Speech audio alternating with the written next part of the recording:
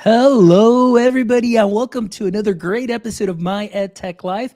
I am excited to be here with you all on this wonderful Tuesday, or it may be well into Wednesday, depending on where it is that you may be joining us around the globe. But hopefully, you guys had a fantastic day today as we work our way through the week. Tomorrow's the middle of the week, so that's always a good thing. That means that the weekend is almost here. But I am excited to be here with you all today. As always, thank you for all the likes, the shares, the follows, all of your support, all the emails, and just thank you for everything, guys. We do what we do for you so we can bring you some amazing guests like we have tonight and some amazing conversations like we have tonight and every week for your listening pleasure, and of course of all sorts of topics that pertain to the education landscape. So today I am really excited to welcome two amazing ladies that I got to meet and I have been following for a very long time. I am very appreciative of the work that they do. I'm appreciative of the topics and the people, the guests that they bring on, and they really just draw out so much from those guests. And so today I would definitely love to welcome JoDee Scissors and Allie Simon, the hosts of the Teacher Shift podcast. So ladies, how are you today? Doing great. And that intro was such a vibe. I loved that. Yeah, Awesome. really glad to be here. Excellent. Well, I'm excited that you guys are here. Like I said, I was honored to be able to be a guest on your show recently. And I know that episode came out, and I'm glad the timing worked out well because I know that show released last week, and then your show is going to release this week. So it's almost like everything lined up for us to make this happen. And again, just an honor and a pleasure that you all are here today. And so today we're going to be talking about transitions. We're going to be talking about educator or teacher transitions. And if you all have noticed on the title, it says recess is over, reinventing life after teaching.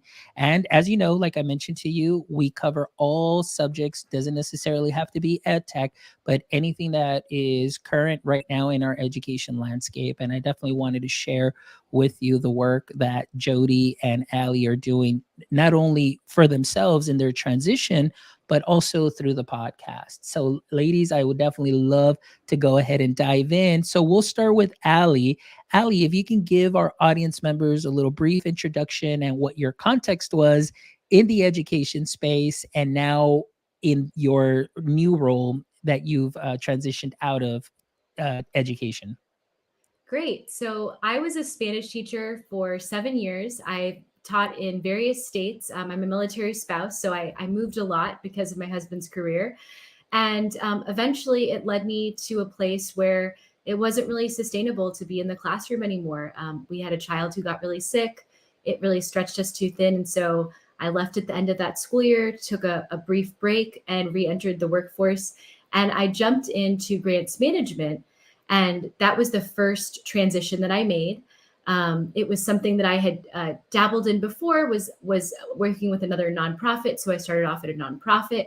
And then I fell into my role that I have now, which is a project manager on a youth apprenticeship grant, which I love the work that I'm doing now. And I will say, I got the job through a connection that I had at my child's school. And so I really think, teachers, we are always active in our own kids' lives, and sometimes it literally pays off. So that's my story. Absolutely. Well, thank you so much for sharing. How about yourself, JoDee? Yeah, so I was a teacher for 13 years, mostly at the primary level and Spanish immersion. And I, was like Allie, like I went into it, thought it was going to be my career for the rest of my life. And then throughout the years, I just wasn't comfortable with the challenges I was getting. I wasn't in a creative enough space. And so eventually I got to a point where I decided, the classroom is not the right choice for me. It's not the right choice for my family. It's not the right choice for my creative endeavors. And so I left with a little bit of, I guess you would say, not a plan, other than I was like determined to be in a creative space. And when I was interviewing and looking for places, I knew that I wanted to be somewhere in the arts, whether that's visual, performing, music, arts. And I have landed myself there, which eventually got me to my own, building my own company, which is Paper Planes Ed. And I do arts integration consulting with arts institutions. Excellent. Wow, that is wonderful. Well, I love to hear that. And obviously, we know what has happened obviously since COVID, and a lot of things happening within the education space, and things have been a little bit more difficult, and more so in some places, but the overall feeling is, it there's something wrong. There's an issue there. It has been brought to light. Definitely trying to work through it and work our best. And I know, sometimes, like you said, transitioning might be the best step, not only for one's personal health, but just mental health, all of that, and just, for one's creativity and purpose and so on. So I want to ask you, as we get, dive into this conversation, and we'll start with JoDee first. JoDee, at what moment did you realize that your path in education was kind of already leading you elsewhere? I know you talked a little bit briefly right now in your introduction, but what led to that moment? It was a hard realization. I can start with that I knew something was wrong about 6 years in, and I couldn't really determine or pinpoint what that was. And it took a lot of really, really tough work on myself, the help of counselors, the help of peers, the help of family members, to really unpack what I was feeling, because my feeling for working with children didn't change. Like, I loved being with kids, I loved being with students, but still I was walking away unfulfilled. And Allie and I talk about this on the podcast, is that I think what it came down to was unfulfillment. I was, my career was unfulfilled by just really rigid programming, scripted curriculum, and having teachers regurgitate content to basically fulfill the needs of standardized testing. And to me, that was not what really made learning enjoyable or memorable, or have kids be successful in the classroom. So that those elements of the way that education has been built over the years in the states that I've taught in led to career unfulfillment. And um, I had to grieve a lot in order to come to that realization that I needed a change. Wow, absolutely. And that's something that is that I've been hearing a lot of, and especially because of that, mainly like state testing, those components there. And you feel like you really lose that freedom of being able to take risks in the classroom, to be able to be creative, like you mentioned, and doing things a little bit different, because now it seems like everything is really more micromanaged, and everything is really geared towards those numbers at the end of the year, at the state results, and then from there, because it's based on funding, of course, then you get ratings and so on. So I completely understand where you can be coming from, being 17 years in education and seeing a lot of that. And even more so now, it just seems like it has been something that has been emphasized a lot more. So Ali, how about yourself? Can you share a little bit about that moment that led you into this new trajectory and this new career path? Yeah, so unlike JoDee, she had some time to really process, the exit and figure out where, that she was going to leave teaching. My exit was really abrupt. This health scare happened with my daughter in March, and I finished that year. And it was with a heavy heart that I left at the end of that school year. I decided, with my husband and I talked about it. And I took a break from teaching. I actually stayed involved in my school. I still kept coaching speech and debate, which is something I had discovered at the last few years of my career that I loved doing. And I really wasn't ready to let go, to be honest. Like, I loved teaching, but the logistics of it were not feasible for our family. Unfortunately, it's really hard to find childcare for children really early in the morning when you're a high school teacher. Like sometimes you have to report to school by 6:45 a.m. And so honestly, I would say logistics were like our biggest factor. But when I decided to return back to work after about a year break, um, I realized I was looking at non-teacher jobs because I needed to make it work for my family. So I was like, okay, what space can I go into that would be would still fulfill me? Because I still had that want to like do something purposeful, to want to help people. And so I tried to figure out what I could do that I was passionate about besides teaching. And so that actually led me down the path of immigration justice. And the first job that I had was managing micro grants that were focused on immigration justice. And that was a passion of mine that I discovered a few years earlier, doing some volunteer work with migrant children. And so I decided to apply to this job, this grant program. And they offered me the position, which was fabulous because I was really nervous going back into something different other than teaching. And so that led me down this new path of grants and then project management. But ultimately, I had to find something that I knew I could really pour into besides teaching because I did miss it a lot.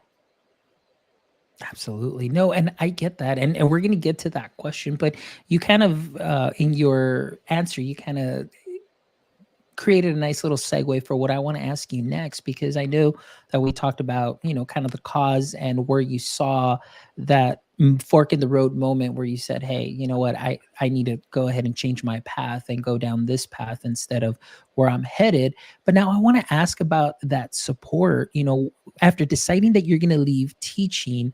One of the questions that I want to ask you is, what resources or networks did you reach out to or did you look into to go ahead and help you into this transition into your new roles? So we'll start with Ali first, and then we'll move on to JoDee.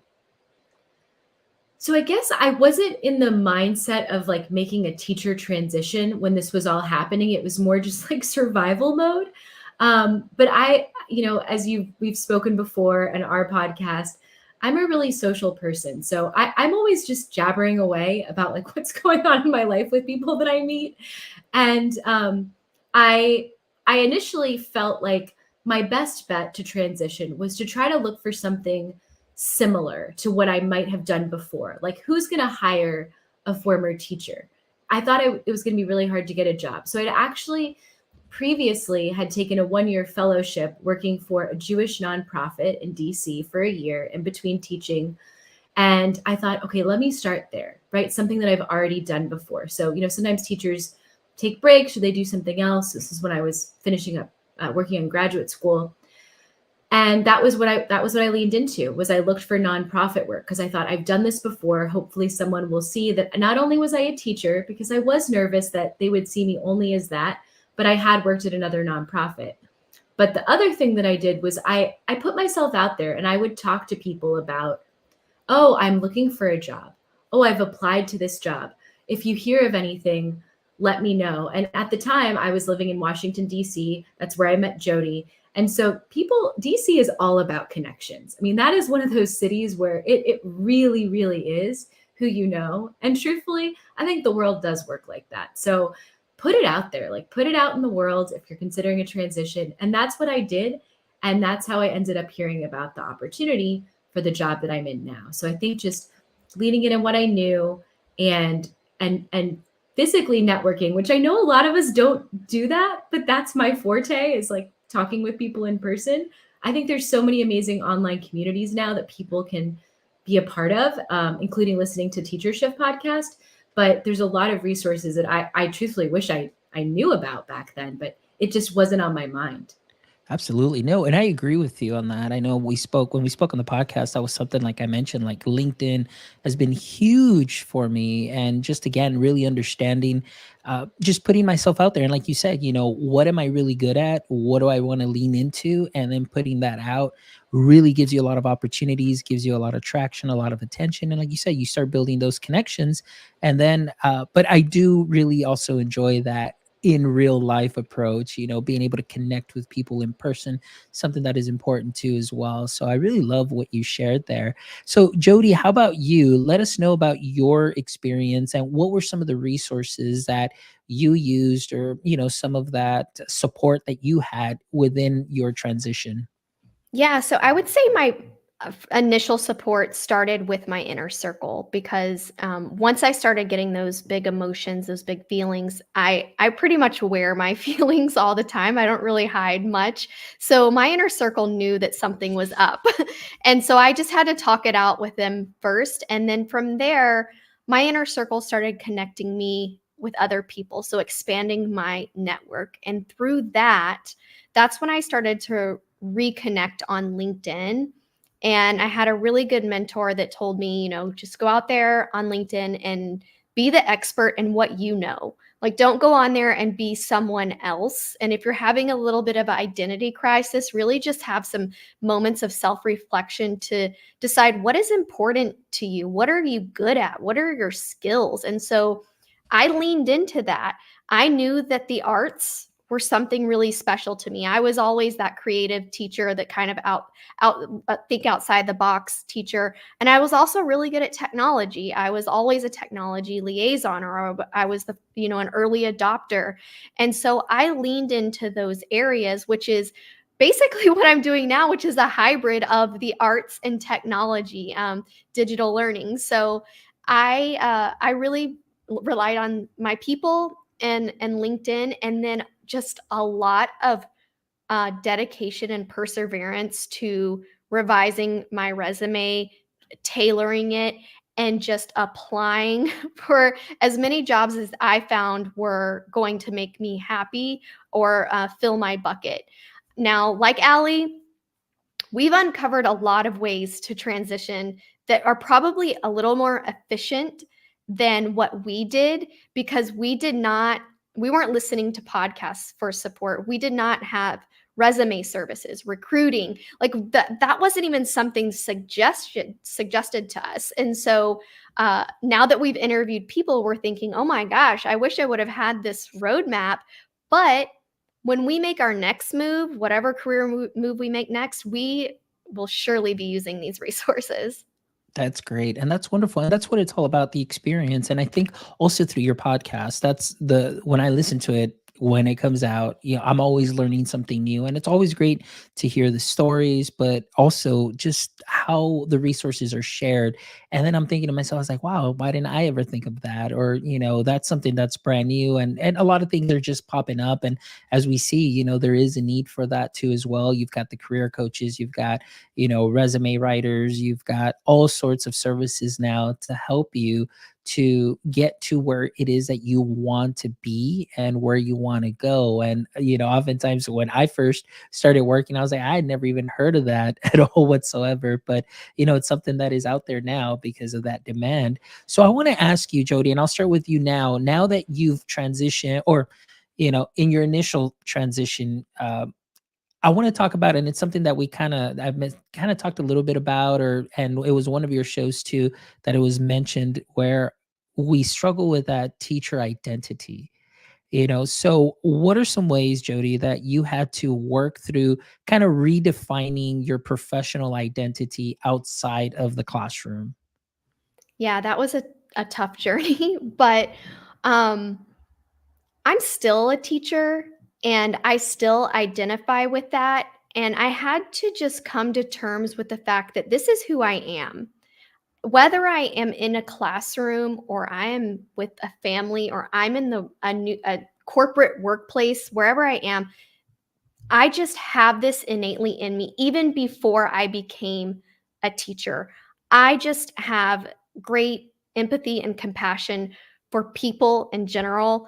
I just want to take care of others. I want people to learn and reach their the biggest potential that they can possibly reach. I'm also super organized person. My family knows that I like a calendar. I like things put in place. And I'm a multitasker, and I can stand in front of a crowd and sing and dance and be silly, but I can also be serious in front of assessment or something serious. So uh, I struggled with like, who am I if I'm not a teacher? But the reality is, I am. That's just who I am. I have a different title now, but all the elements of being a teacher, and Allie and I have talked about this today, is that you're a communicator. You are an early adopter of things. You just kind of have this. You have your hands in a lot of things, and you're good at a lot of things, and that's just one of the perks of being a teacher. Absolutely. I totally agree with that. And how about you, Ali? Tell us a little bit about your experience with that. So I struggled with that for a really long time. I feel like I still struggle with that because I do miss teaching. And it's such a big part of your identity when you're a teacher. And I mention this a lot, but I'm a military spouse, and I really see a lot of connections to like when veterans leave military service. That's such a big part of who they are. And I think it's a similar identity crisis that we go through when we leave the profession. But I agree wholeheartedly with JoDee that once a teacher, always a teacher. And it's in your heart. It's going to be a part of you no matter what. But it doesn't have to define who you are necessarily. It's just a piece of the puzzle, right? It's just a piece of who you are. You're going to carry it with you for the rest of your life. And for me, it brings so many positive things to my life. Like, I'm a lifelong learner. I love learning and I love teaching. And so I take those opportunities when I find them in my everyday life. Excellent. I love that. And I think that's so important. And I think, a lot of times what I hear on social media and people that are teachers, educators that are looking to transition, it's just that fear of, this is the only world that I've known for this long. This is what I'm good at and this is what I've done. And they don't realize, like JoDee, you mentioned, as an educator, you're an excellent communicator. You can organize, you're a multitasker, do all of those things. And they don't see themselves as that. And oftentimes I believe it's that imposter syndrome kicks in severely because they're like, well, I know I can't do that. But you are doing it. You're just not seeing it in that kind of maybe professional setting or in the way that it's worded, on LinkedIn, as far as, a job description and things of that sort. So I think, like you mentioned, having those resources available where you've got, resume help, or you've got either career coaches, or actually the guests that are on your podcast give so much wonderful free advice. So I highly recommend that you do listen to the Teacher Shift podcast, because all the guests are amazing, and you're definitely going to take some nuggets that you can sprinkle on to what it is that you're doing or planning on doing, because the resources there are great and wonderful. So thank you so much for sharing that. And because I think that's very important. Like myself, like you said, being in the classroom for 11 years, honestly, I said, well, I'm going to retire in the classroom. I'm not going to do anything else. I don't want to do anything else. I don't want to be in the, a principal or an admin. I just want to be in the classroom. But then this opportunity came up, and it's like, wow, okay, I'm not in the classroom. And for a while I did struggle, because it's like, oh, I'm missing my kids. I had my 30 kids and we would be doing this and so on.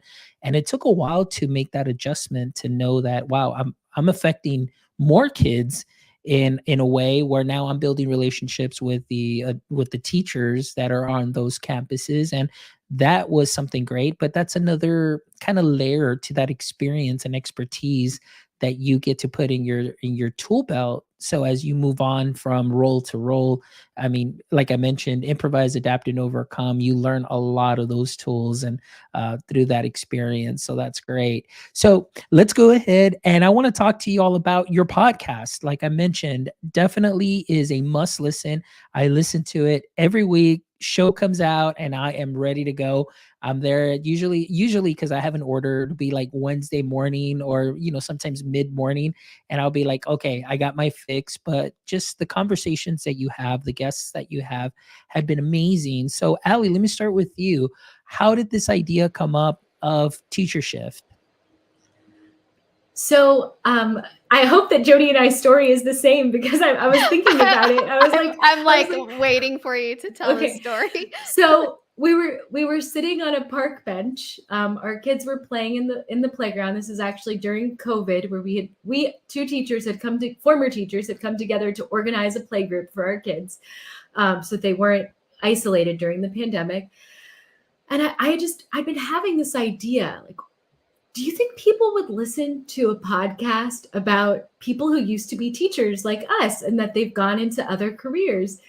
And JoDee was really intrigued by the idea. She's like, I think that they would. And we kind of talked it out a little bit, but it wasn't until a couple months later that we connected again and decided, all right, like let's do this. So JoDee, I don't know if you want to add anything to the story, because I was like, did I get it right? Well, the first thing is, I think Allie has a voice for radio. And you do too, Fonz. Like when I listened to your episode for us, I was like, oh my gosh, Fonz should be like one of those people that reads books on Audible. Like I could listen to your voice all day. And same with Allie. So I'm sitting there like, I work in the arts, I work in media production and content. So we're talking with Allie, and I'm thinking like, from the digital side, like, oh my God, Allie's voice is so good. And I love the way that she talks. And I'm techie, and I think I can make a podcast, and I think I can do the software. So it was a merge of like ideas, but this combined passion and the skills that we have together to be able to make it happen. And we started it when Allie moved out of DC. And so like we were there in a park bench where it kind of came to where the idea came together, but she had moved out of state. And by that time we were like, okay, let's do this. And you know what? We're hundreds of miles apart, but we're making it happen. Nice. I love it. And, and that's all it takes is just an idea to come together. And one of the things that I love about podcasting, obviously, is just the storytelling aspect. So I am glad that you guys decided to do this, because it's a story that needed to be heard. And obviously, it's a story that led to the tremendous success that you're having, because the guests that you have are just amazing former educators that are, now business owners.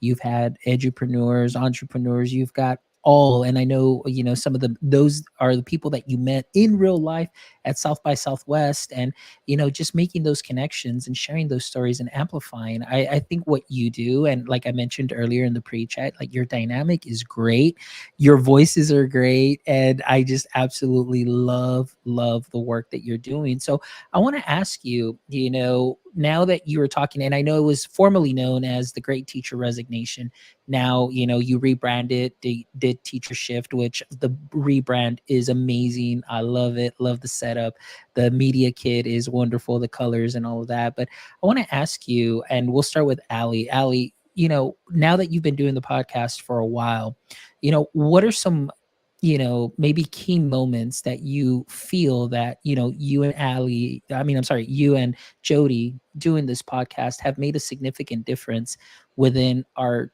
education space, because it's still an education podcast, for those educators that would like to transition. So what have you seen? What have you experienced? If you maybe have a, success story that you'd like to share, that would be great. Yeah, so I was thinking about this recently. We interview guests and we hear from our listeners as well. But I think we've had one repeat guest, a couple, and Adam and Ashley McLean, and they were both teachers. And I think nothing really hits you more than two people that were teachers and they both transitioned out, and hearing their different stories and getting to know them. They're probably, I feel like, our most loyal listeners also. I want to give them a shout out. But they, like, hearing their stories and how they really connected to the podcast just resonated so much with me, to hear both of their journeys. And I think it's stories like that when we get to hear from our listeners, and these just happen to be listeners that are guests, but we get to hear from them and they tell us like, your podcast really, really helped me, or I really felt like I was the only one who had those feelings, who felt guilty, who felt, scared, who didn't know what to do. It's just so reaffirming that this work is so important and that we want to keep doing it for the people out there who, there's not a space always when you're uncertain about things. And so we want to be that place where it's like safe to talk about taboo topics like leaving your career in teaching.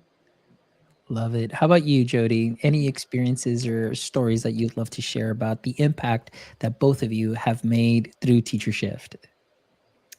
Well, we have the impact in terms of data and analytics, but I have to say it's the personalized notes that we get that say, "Thank you for validating the way that I was feeling. Thank you for giving me hope or giving me encouragement to work on my resume," or even just elevate their career within a school district. But she mentioned Allie mentioned Adam and Ashley, and we have had a relationship with them based off the podcast, and it's extended for me into my work life, where I now am working on a project with them in the digital learning space, because we established a relationship through the podcast, but now we have a professional relationship too. And I love that it's a place to network with others. People are always contacting us to say, "Hey, I need help," and I'm like, actually, we have a lineup of guests that can also help too. And I like being kind of this vein to get to widen people's network. Oh, I love that. I love that. And that's really what it's all about, and that's the mission of Maya Tech Life as well, connecting educators and creators one show at a time. And I definitely see that with you at Teacher Shift. What you are doing is really just connecting those educators, or, now educators that want to transition. But with the amount of guests that you've had and the quality of guests that you had, I think that is such a wonderful work that you guys are doing. And it's really exciting. Like I said, week in and week out, I'm just there and I'm like, hey, I am ready to go. All right. So we've got Thomas here. Thomas, one of the co-founders of Eduate, is here. It says it's great for teachers to have hope in something else. It's really important. So thank you, Thomas. Thank you so much. Also, Thomas, for being a listener and a supporter. So Thomas Hummel from Eduade, thank you so much.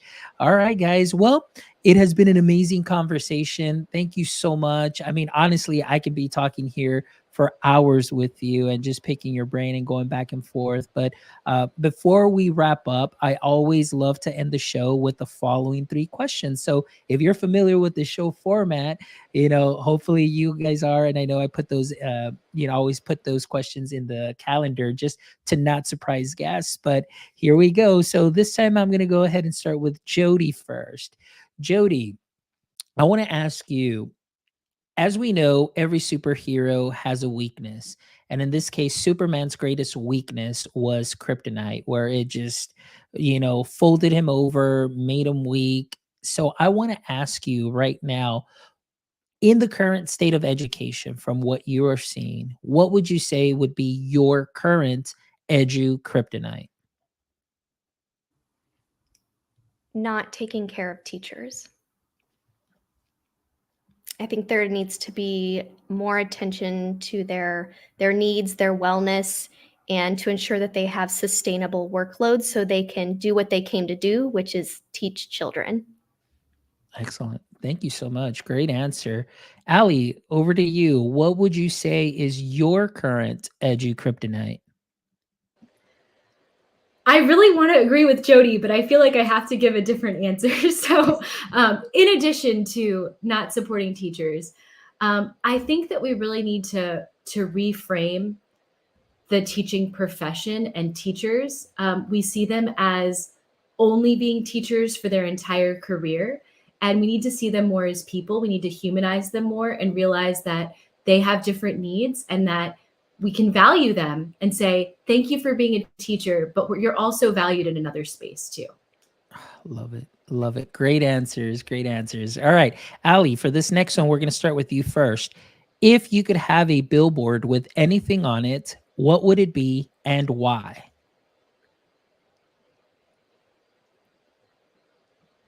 That is I feel like I should stay teacher centered, but I'm going to go ahead and say that teachers are superheroes. I think that goes along with the theme of the questions that you're asking us, and we need to really lift them up and praise them for who they are. Absolutely. Great answer. JoDee, how about yourself? What would your billboard say? Mine would say, spend time with the people you love. Love it. Great answer. And it really helps in so many ways, and it just really goes, very far. You're absolutely right. I would just kind of add to that, just be present. oftentimes that is so important. So thank you so much for sharing that, JoDee. All right, last question, ladies. This time I'm starting with JoDee. JoDee, if you had to author a book starting tomorrow, what would your book be about? Can you guys hear me? Yes. Okay, for some reason, like the audio got weird. Well, I've authored a lot of books, so I'm not going to mention those Okay. titles uh, yet, but I think it would be called Teacher Shift. I love it. I love it. I would definitely buy that book for sure. Absolutely. I could. Allie, I stole yours. It's ours. It's collective. Yeah, I Uh, think it's collective. And I would say, who am I if I'm not a teacher? I think that's another Boom. great title ooh. Oh that my Yeah. really goes gosh. into what we Yeah. talked about tonight. Yeah. Yes, ladies, I got it here. It is permanent. You guys definitely need to make that because those are some amazing titles for sure. The New York bestsellers, definitely. I know I would definitely want an autograph copy. But thank you, ladies, so much. I really appreciate your time. Thank you so much, really, for the joy that you bring me. As you know, this is a passion of mine. And like I was mentioning to JoDee, pre-chat is like, man, this Mondays and Tuesdays fill my bucket for the rest of the week, and this has really taken me over the top, and I'm just really excited. So thank you so much, ladies, again, for giving me the opportunity to be on your show, and thank you for being guests on my show. I really appreciate speaking with you and just hearing more about the work that you're doing and amplifying your voices. So for all our audience members, please make sure that you visit Teacher Shift and make sure you follow them. You'll definitely see all of that on the show notes. All the links will be there. Connect with JoDee, connect with Allie, and definitely every week tune in because you are definitely in for a treat as far as the guests that JoDee and Allie interview on Teacher Shift. Amazing. And of course, their experiences and then the resources that they share are definitely also very valuable. So thank you, ladies, from the bottom of my heart. I really appreciate y'all. Thank you. Thank you, Fonz. Yeah. You're Thanks for very having us, well. Fonz. Yes, you're very welcome. And for all our audience members, those of you that were watching live, thank you so much. I really appreciate you all. And for those that are going to be listening to this on the replay, as always, thank you so much for all of your support. Please make sure that you visit our website at myedtech.life, myedtech.life, where you can check out this amazing episode and the other 245 wonderful episodes with educators, creators, founders, edupreneurs, entrepreneurs, where you can take some knowledge nuggets and sprinkle them onto what you are already doing great. And please make sure that you visit our YouTube channel. Give us a thumbs up, give us a like. We want to get to 1,000 subscribers. We're at about 600. So please make sure you help us with that mission. And also, if you'd love to be or contribute to our mission of our podcast, visit our merch store, guys. We've got some sweaters, we've got some caps, some swag there, and everything that you purchase goes back to the show so we can bring you some amazing conversations week in and week out. So thank you guys as always. And until next time, my friends, don't forget, stay techie.